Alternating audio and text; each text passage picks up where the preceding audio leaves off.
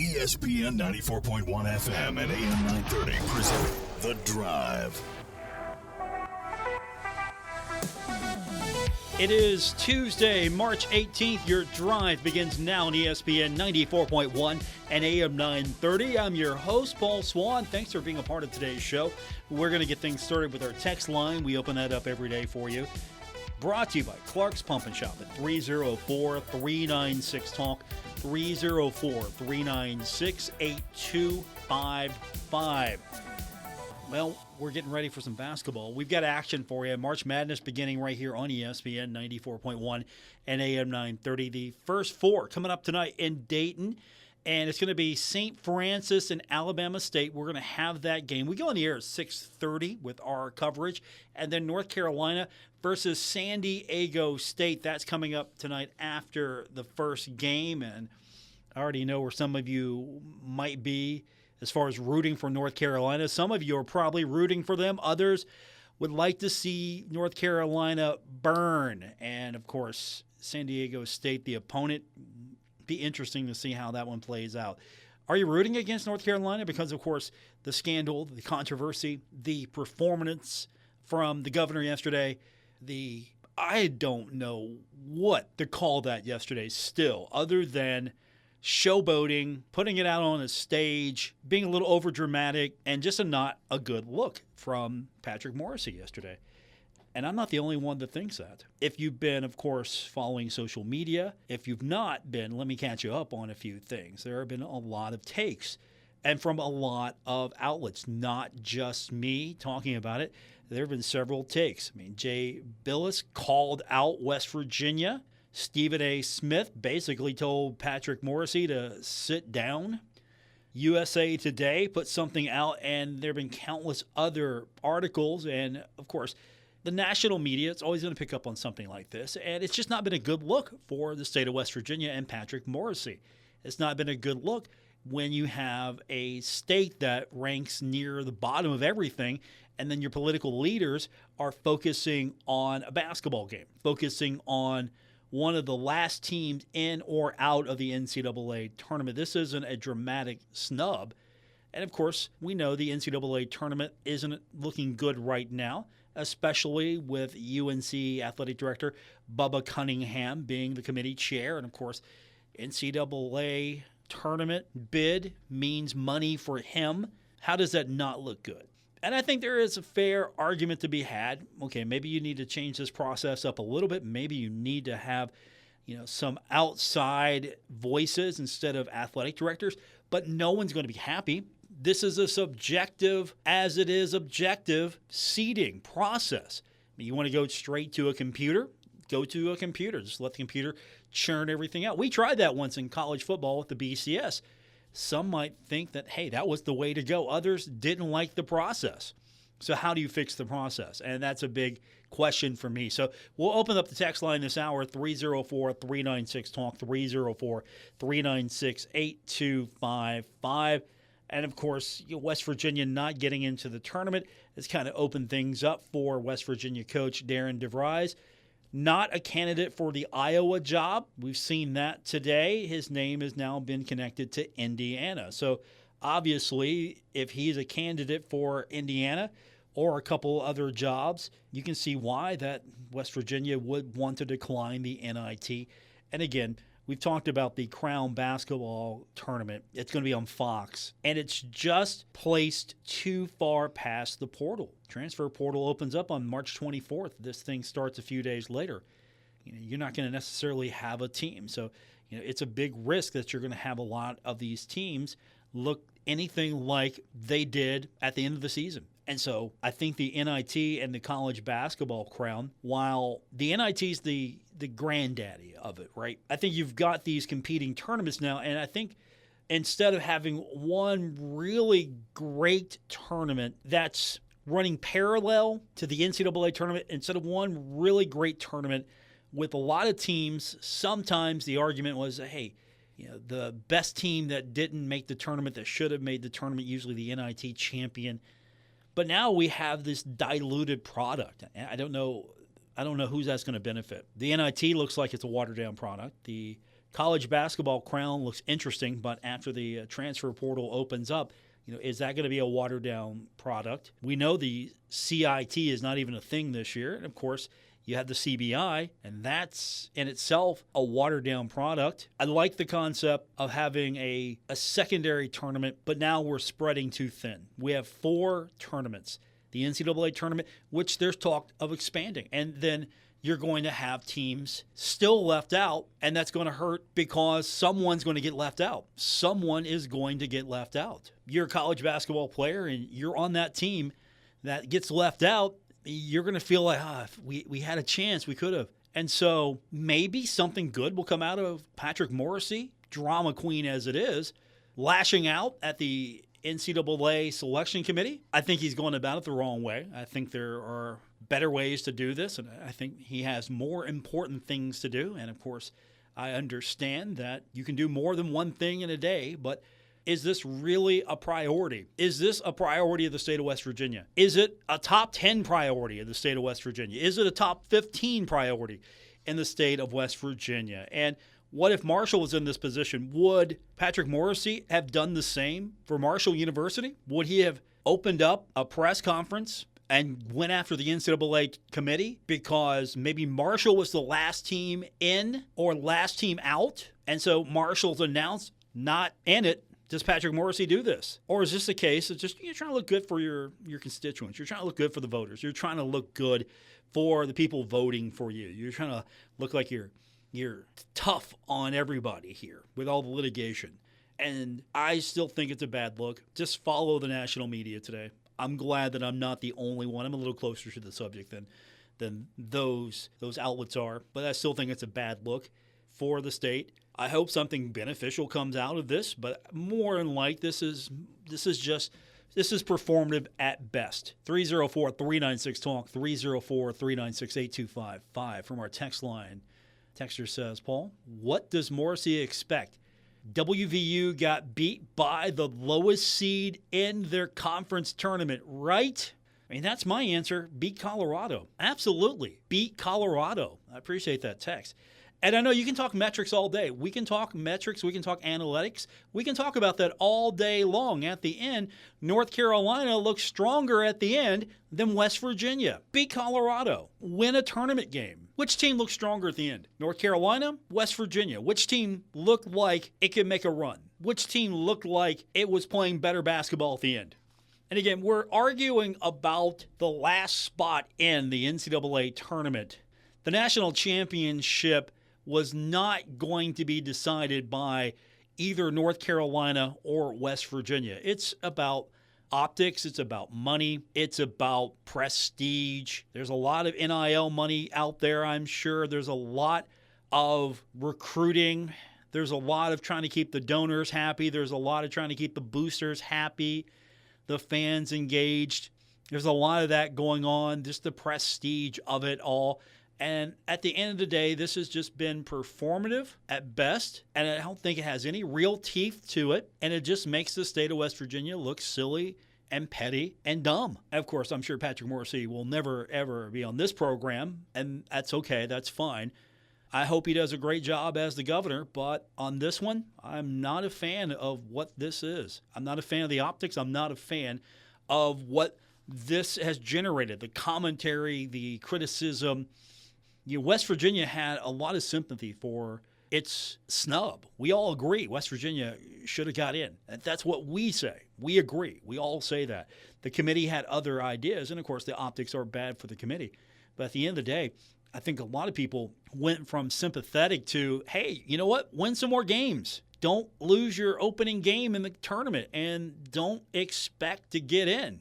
Win more conference games. Get into a situation where you're heads and shoulders above most teams and that you can't be denied. 304-396-TALK, 304-396-8255. That's our text line to be a part of the program here on ESPN 94.1 and AM 930. Texter says, Paul, I'm not a WVU fan, but they were hosed. Also, who cares what Stephen A. Smith or Jay Billis says? The NCAA is corrupt. All right, appreciate that text. I think a lot of people care what they say. It comes down to where you're at. If you're in the state of West Virginia, you probably don't care right now what they have to say. If you're in that camp, go Patrick. But the perception outside of our bubble is not a good look today for the state of West Virginia, especially with the performative press conference that we saw. But yeah, you're going to have the hot take experts come out, and you're going to have Stephen A. Smith come out and say something. You're going to have Jay Billis come out and say something. You're going to have a lot of columnists come out and say something. And there's going to be a lot of mixed reactions. Some are going to be a little bit more hot take. More are going to be a little more level-headed and fair. And so don't base everything on just one or two guys. But I'll tell you what, most of the things I have seen, it's not a good look today for the state. And here's another one from the text line. Yeah, this is a good point. What about South Alabama? Absolutely. I appreciate you bringing that up. Thank you. South Alabama really got hosed here. That's a fixable one. That was a fixable one. What you had here was an opportunity to say, look, you declined the NIT bid, and so we extended the NIT bid to South Alabama. And UC Riverside declining the bid because it had prematurely accepted a CBI bid. And then after it got the CBI bid, it got the NIT bid. So you had basically two bids. And right now on the prestige ladder, the NIT is much more prestigious than the CBI. And so the NIT, under the assumption, okay, well, UC Riverside has declined. Let's go to South Alabama. South Alabama gets the invite. Everyone's happy. As the texter says, they got hosed. Absolutely, they got hosed. I agree. You get the invite, and then you have to pull it back and say, no, sorry, we made a mistake.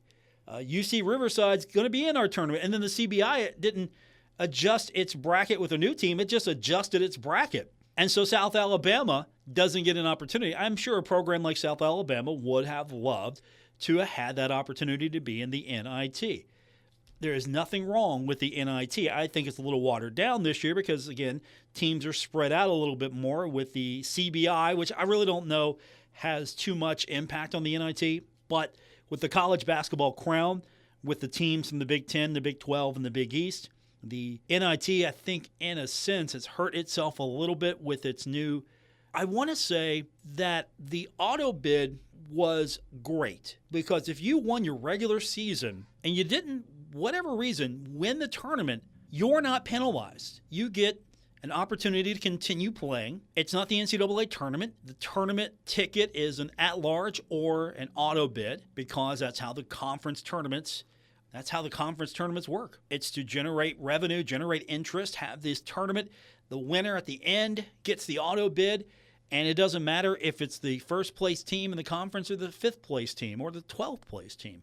The winner of that tournament gets into the NCAA, the big dance. And so here's a team like South Alabama, which I think had a worthy resume of the NIT. And it's invited because one team accepted its bid in the CBI. And then, oh no, we got to get out of that because the NIT. No, what the NIT should have done is like, okay, thank you. You've accepted the CBI. All right. We're moving on. And you can't tell me UC Riverside is more of an attractive opponent than South Alabama. You can't tell me that. You extended the invite to South Alabama. You don't rescind it. You say, sorry, UC Riverside. You accepted a bid to the CBI. We have then moved on. Instead, it's a bad look now for the NIT. So the NCAA tournament, we're all going to start watching it. I'm sure there'll be a lot of people still rattling and angry that WVU's not in it, but that'll pass. The NIT taking its hits right now, and again, that will pass as well. But at this moment, it's not a good look for these tournaments, especially when you extend a team an invitation and then you take it back. And South Alabama was ready to go, wanted to be there, wanted to play. 304-396-TALK, 304-396-8255. That's our number to be a part of today's show here on ESPN 94.1. And AM 930. So if you've been following the news, yesterday we told you that the Bengals have come to terms with T. Higgins and Jamar Chase. Well, it's official now. Press conference was held earlier today as well to let everyone know that the Bengals have their wide receivers. So it's official. And the question remains, will the Bengals be able to get some defense now to protect the end zone? You can score all the points you want, but can you get someone out there to stop the other team? That's my biggest question right now about that. But it's a good day. If you're a Bengals fan like me, it's a good day. We'll get more of your texts coming up on today's edition of The Drive, ESPN 94.1 and AM 930.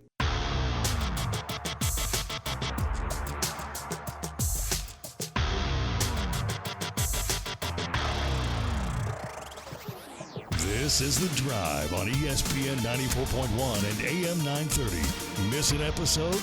Catch it anytime on Apple Podcasts, Spotify, or wherever you get your podcasts. Our text line this hour brought to you by Clark's Pump and Shop is 304-396-TALK, 304-396-8255. On X, you can find me at Paul Swann as well. And, of course, there are various social media platforms that I'm on. You can find all of that. Check out my profile on X, and that'll take you to everything else. Softball update, Thundering Herd in action against Miami of Ohio, and the Herd wins 10-7. So Thundering Herd continuing to roll. Herd back at it tomorrow at the dot. That's going to be a 5 o'clock start. And there's baseball action to get ready for the Thundering Herd taking on EKU. I don't care what sport it's in. I like Marshall playing EKU. One of my more favorable rivalries, maybe. I'm more of a. I like some of those teams that Marshall used to play that Marshall doesn't play as much in all sports, and EKU was one of them. You know, more so in football. And I know it's not feasible to play EKU in football every year. That doesn't make sense anymore. But there was a time where it did make sense, and I just enjoyed when Marshall played EKU. So anytime the Herd can play EKU in any sport, I'm all for it. And it's interesting that the baseball team takes on the Colonels. Colonels are 2-17. This game is coming up. That is set for 6 o'clock. 11-9. How about their Herd? Did fall in the series against Arkansas State, but I think Marshall has been stepping up as of late. I think you're starting to see some progress on that baseball timing. Team's better than it was last year. I absolutely believe that. I think it's going to take a little bit more time. Obviously, you build a new baseball stadium. That's not going to instantly mean you've got a contender right away, but it helps now, especially with, again, the transfer portal. The funny thing is here, almost everything resets to zero. Every year, it all resets, just about. Depending on the sport, depending on the program, you could have little to no reset, or you could just have a complete reset. Marshall football feels like a complete reset, doesn't it? Marshall baseball kind of feels like a reset. Basketball is going to feel like a reset. Softball, maybe not so much. Tennis, maybe not so much. But you go down the list, and each sport, you have this feeling that, okay, it's going to be a reset next year, especially in basketball. That's the thing about why some of these tournaments don't make as much sense to me anymore. It really didn't before. I thought we got too deep into having these tournaments, and I was willing to give them a chance, but at the end of the day, it doesn't make that much sense now because you're going to have roster resets. Transfer portal opens up. Players don't want to be there or want to look at other opportunities. And if you're not good enough to get into the NCAA tournament or maybe the NIT, then you're looking at your situation going, well, maybe I need to go somewhere else. Maybe there's a better opportunity for me. Maybe this isn't the right place. Do you want to play in the college basketball crown? Do you want to play in the CBI? Before, players didn't want to play in the NIT. But again, I think the NIT is a lot better than some maybe give it credit for. Some good basketball played over the years in the NIT. Our text line, 304-396-TALK, 304-396-8255. Texter says, Paul, I completely agree with what you're saying.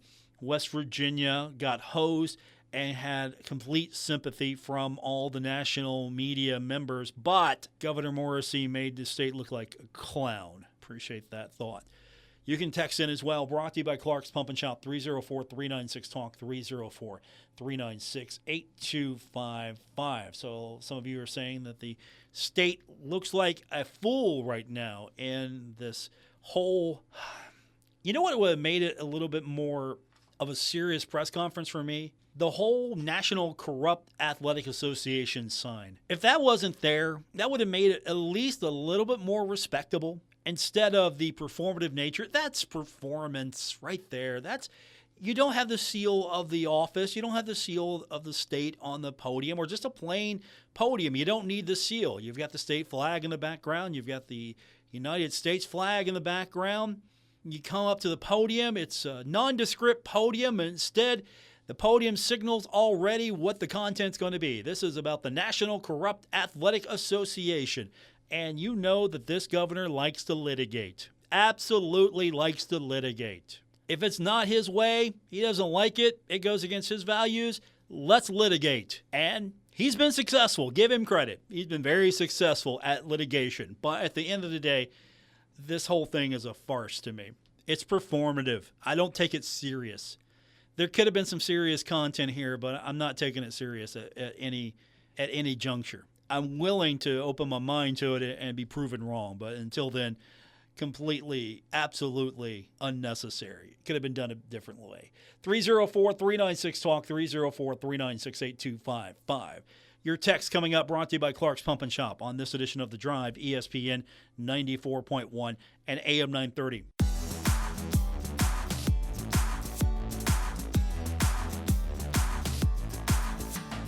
Hi, this is Dave Wilson, host of Metro News Talk Line, and you're listening to The Drive with Paul Swann on ESPN 94.1 and AM 930.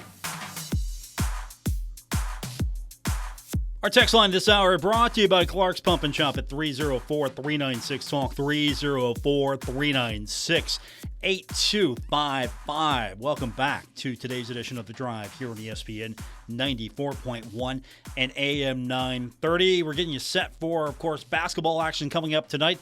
6:30, it gets all the way started. St. Francis takes on Alabama State. And then North Carolina, San Diego State. That's coming up tonight. You can catch all those games right here on ESPN 94.1 and AM 930. And of course, the NIT is going to get underway as well. We're all rooting for Arkansas State, playing host to St. Louis. That's coming up tonight at 9 o'clock. I don't know if I'm going to be tuning into that. I might give it a look a little bit. I might look at that a little bit. But I think if you're a Marshall fan right now, you're probably rooting. Well, you know what? I'll ask that question. I'm not going to assume. I'll go ahead and ask that question. Now that Marshall is done, you have Troy taking on Kentucky. Kentucky's the 3 seed, taking on 14-seeded Troy, and that's going to be the Milwaukee game on Friday. Are you going to root for Troy, or are you going to pull for Kentucky? If you're Bill Cornwell, I know you're pulling for Kentucky. Sorry, Bill. I don't want to out you like that, but I know where you're going to be. But are you pulling for the Sun Belt teams? Pulling for Troy? Are you pulling for a team like Arkansas State? I'm going to say I am. Back to our text line. Paul, I was listening to ESPN radio this morning on the way to work, and their radio show was clowning hard on Patrick Morrisey as they were bringing up some of the same things like, doesn't he have more important things to do, wasting taxpayers' money and the economy? At least the state got a lot of attention, but for the wrong reason. I appreciate the text. I told this to somebody earlier. Even bad press is better than no press. A guy like Patrick Morrisey, good press, bad press, he doesn't care. It's press. You're talking about Patrick Morrisey. He likes the attention. So you're talking about him, and you are talking about what he is going to do. He's launched the investigation into the NCAA, and they should cooperate with the great state of West Virginia. And if not, well, there might be some litigation going on. Obviously, there won't be an injunction. I think that would have been even more of a hilarious gesture. So I'll give him credit. I think he knows, okay, this road doesn't end like that. We have to start with, we're going to profess our outrage. We're going to launch an investigation. We're going to get to the bottom of this. And we're going to find out if there's any corruption going on here in the NCAA selection process. We want it fair. We want it transparent. We want to know everything. So the NCAA, the National Corrupt Athletic Association, better cooperate with us. I hate to break it to you. You have a press conference and you refer to the organization as the National Corrupt Athletic Association. I'm telling you to kick rocks, buddy. Kick rocks. See you in court. Get yourself a subpoena. You like to litigate? Okay. You think anyone on that committee is just going to go, yeah, you know what, Patrick? It's so corrupt. I don't think that you get what you want by that performance. That's not the opening salvo. Instead, that could have been released in a you could have put that in a press release. Send a press release out, or you could have come out and said, hey, we're very upset. And even then, you could have put that out in a release. Hey, we're really upset, disappointed, and we would hope to be able to find out more about what the process is. I'm sure you could come up with a well-drafted letter. But yeah, the texter brings up a good point. The state's being clowned on today because of the governor, because the governor came out and made himself look like a fool and has invited all of this ridicule. Some of it fair, some of it not so fair. But at the end of the day, buddy, kick rocks. The National Corrupt Athletic Association, I don't even think I'm taking your phone call. Or I would respond in the most eloquent way I could respond. The most eloquent way. And I would simply say, to any request, I would say nuts. That's my response. Nuts. More coming up on this edition of The Drive, ESPN 94.1 and AM 930.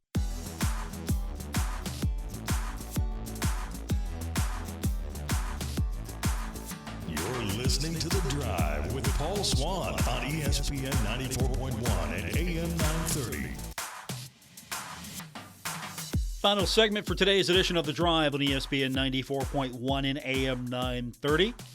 Our text line this hour brought to you by Clark's Pump and Shop. 304-396-TALK, 304-396-8255. We've had a full day looking at the aftermath of yesterday's press conference. The governor of the state of West Virginia, Patrick Morrisey, made in what was the equivalent of just performance for the camera, showboating. And there wasn't really any substance there. It was more of I'm outraged. I'm going to look good to the people of West Virginia, and I'm going to take on the NCAA. How dare the NCAA leave out the 68th best team in the country?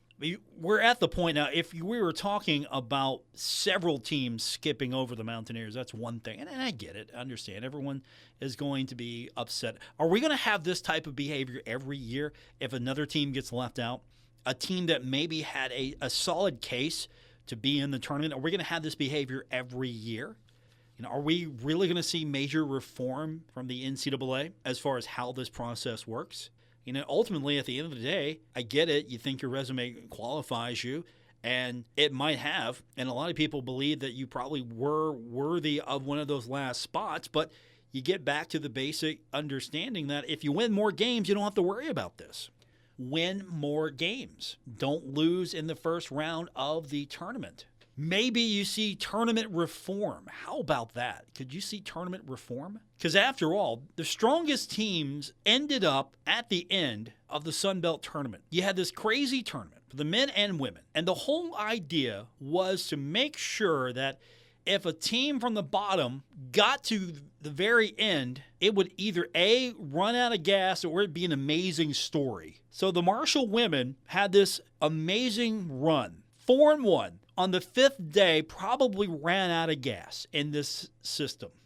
And so Marshall didn't finish its story, to borrow a phrase from Cody Rhodes. Not this year. But the stronger teams got favorable position because the regular season warranted it. You did the work consistently in the regular season. You got rewarded with an easier path to the NCAA tournament. And were there a few upsets here or there? I really don't know if I would characterize anything as an upset. It's just you have the lower seeds beating each other up. But at the end of the day, the tournament format dictated that the better teams would have a shot at the tournament final. And so would you like to see a format in which the lower-ranked teams have got to start way back and then work all the way up, and so give teams that had a better regular season more of a chance to win the conference tournament? And in West Virginia's case, would that have really mattered? At the end of the day, that was a game that WVU in the tournament should have won, could have won, did not win. I don't think it takes away from what was, I thought, a solid year, worthy of one of the final bids in the NCAA tournament. did the team do enough? Probably. But then the optics kicked in. Well, you didn't win enough games. Yeah, you have 6 quad 1 wins, but you didn't win enough games. You lost to Colorado. You lost early in the tournament, and then you have North Carolina. Even though the optics are really bad there, North Carolina did perform better in its tournament. And so you're getting rewarded for what you're doing at the end of the year more than what you are consistently doing throughout the year in some cases. If I was picking, I would have picked WVU. If you were picking, probably would have picked WVU as well. And so I think the Sun Belt got it right. I know the Sun Belt is not a strong basketball league compared to others. That's fair to say. But the Sun Belt got it right. Give its stronger teams a better chance of winning the conference tournament, getting into the postseason, and then have the stronger teams have a better chance of possibly winning. And then if the stronger teams can maybe win again, if you can see Arkansas State have a deep run in the NIT, it looks good on the conference. If you can see if Troy upsets Kentucky, first of all, I'll never hear the end of it around the corner. And again, I'm sorry to call my guy Bill Cornwell out, but he'll have the Wildcat blue on. He'll have the Kentucky hat. He'll have probably the blue track pants on. He'll have the Kentucky championship shirt, whatever the last championship was. He'll have all that gear on. He's a diehard Kentucky fan. He's also a diehard UCLA fan, but I can't explain that to you right now. I'm just sticking with the one thing. He's got the UK blue all over. Big Wildcats fan. And if Troy beats him, the Kentucky Wildcats, you can't separate the two sometimes.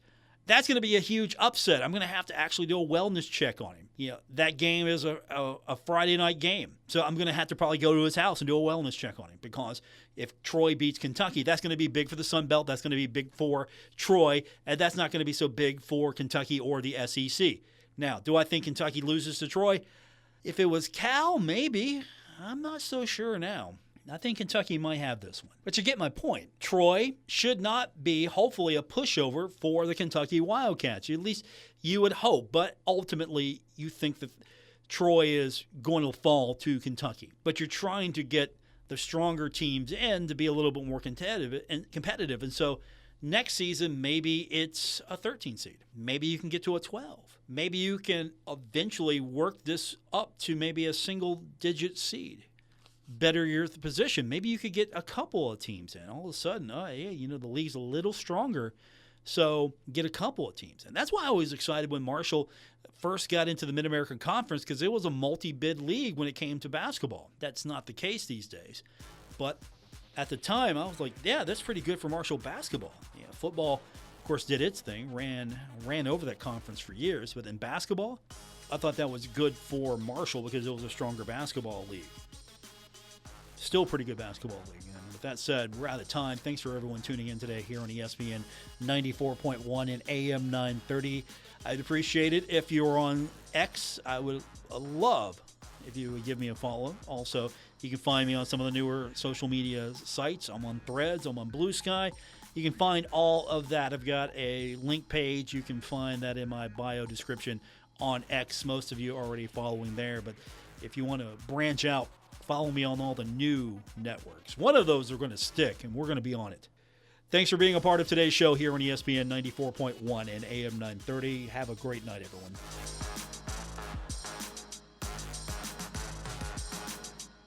Broadcasting from the Dave & Buster's studios. Eat, drink, play, and watch at Dave & Buster's in the Huntington Mall. ESPN 94.1 and AM 930. WRBC, W231BS Huntington.